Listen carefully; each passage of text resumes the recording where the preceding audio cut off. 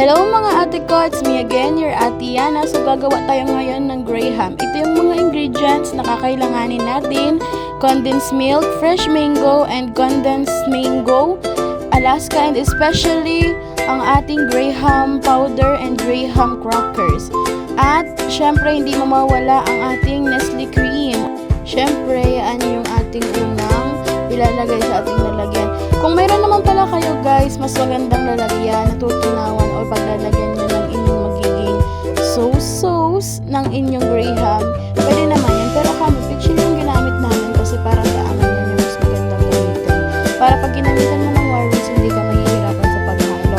So, bali dalawang Nestle cream nga pala yung nilagay namin dyan guys.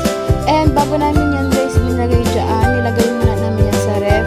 Kailangan nyo muna siya nilagay sa ref para mas maganda yung tendency ng inyong Nestle cream. Para pag hinalo nyo siya talagang mag-double talaga siya at maganda siya. Pagkatapos nyo guys, ilagay yung dalawang Nestle cream, haluin nyo muna siya ng warmbies para hindi naman siya medyo matigas mamaya. Hindi kayo mahirapan kapag hahaluin nyo siya mamaya. Haluin nyo lang siya guys ng warmbies hanggang sa maging ganyan na siya. At saka nyo na ilagay ang condensed mango nyo. Condensed mango guys, siguro naman meron kayo magbibilang sa inyo. Yun yung condensed na may flavor na siya. Madami yan. Chocolate, ube, and mango. Syempre, graham gagawin natin. Dapat mango din ang ating bilhin. Ilagay natin yan. Bali dalawa lang inilagay din namin dyan. So, bali dalawang Nestle cream and dalawang mango condensed na yung nilagay natin. At pagkatapos ay haluin natin yan. At hindi naman guys napakita sa inyo, naglagay din kami dyan ng konting iba para hindi siya malapot, hindi kayo mahirapan sa paghalo. Kasi mahirap siyang haluin kapag hindi mo siya nilagyan ng iba. So, kailangan mo siyang lagyan ng iba. Kaya lagyan nyo siya guys ng iba para hindi kayo mahirapan sa paghalo. Haluin nyo lang siya guys ng haluin at pag ganyan na siya, okay na yan, pwede na yan. At mag-ready na kayo ng dalawang lalagyan ng graham. Dalawang lalagyan sa amin guys kasi siguro din ang daming pantay dyan.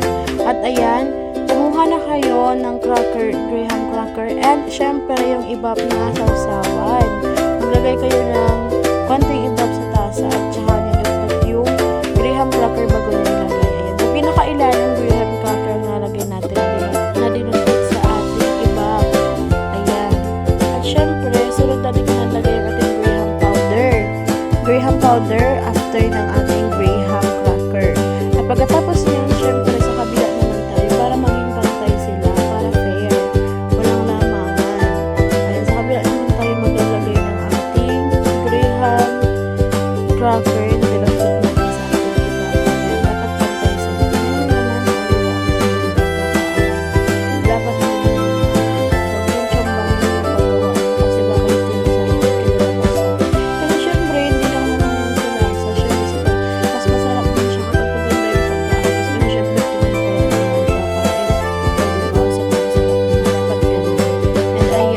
natin inalagay ang ating graham powder again. And after nyan, ayusin lang natin siya ng konti para maganda naman siya. Ayusin lang natin yung ating graham powder.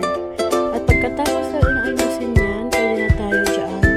Maglalagay na tayo ng ating mango na hinati. Hindi na namin pinakita sa inyo kung paano natin hiniwa-hiwa yung ating mango. Pero meron naman kayo niya. Alam niyo na yan. Kung nakadepende lang nila sa inyo,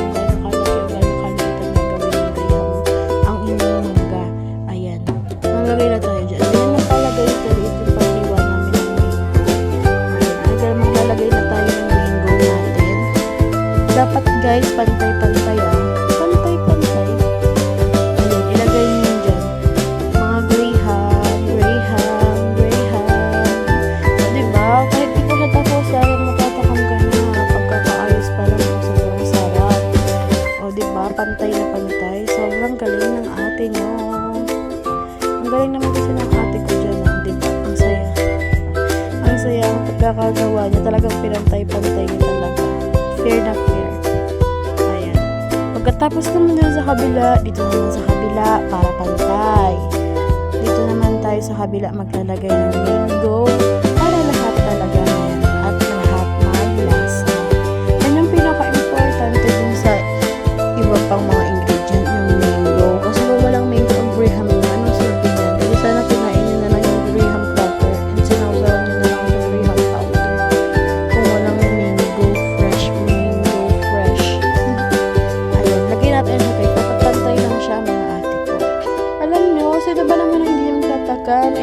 last na yun na lang sa rep. Pinag-agaw-agawan ba naman? Binalik-balikan ka. Huwag nyo kayong gagawa nito kapag maraming nakakakita. Kaya sigurado akong pagkakaguluhan talaga kayo.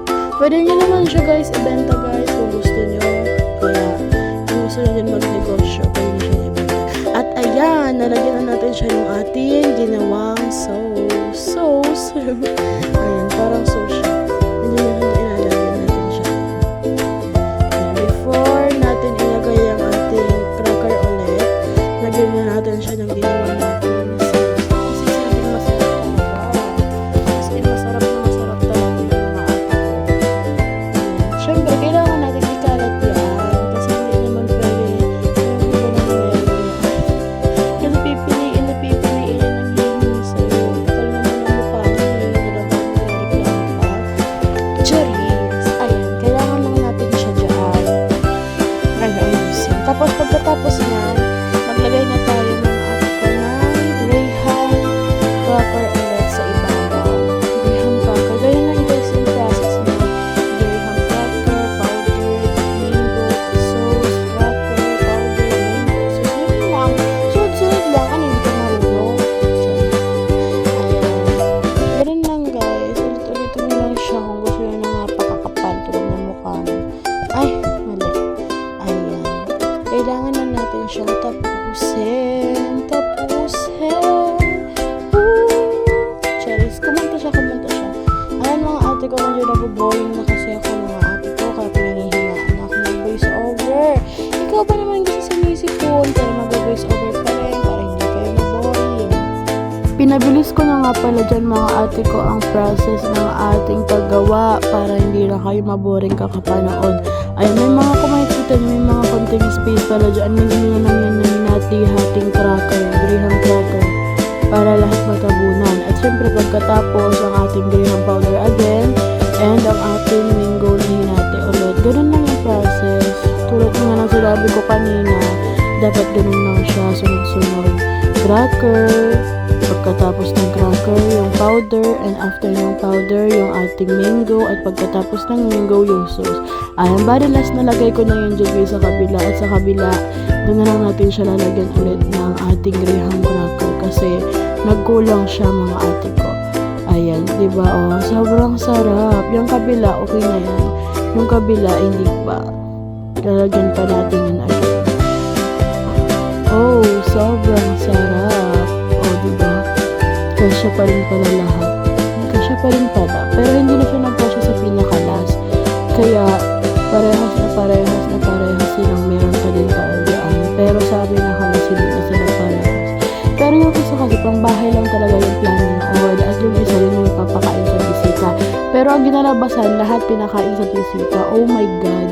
Kasi sobrang sarap mga ate ko. Binalik-balikan talaga. Pinag-agaw-agawan. Kaya naman, dapat kung gagawa kayo, dapat madami yung gagawin ninyo. And ayan.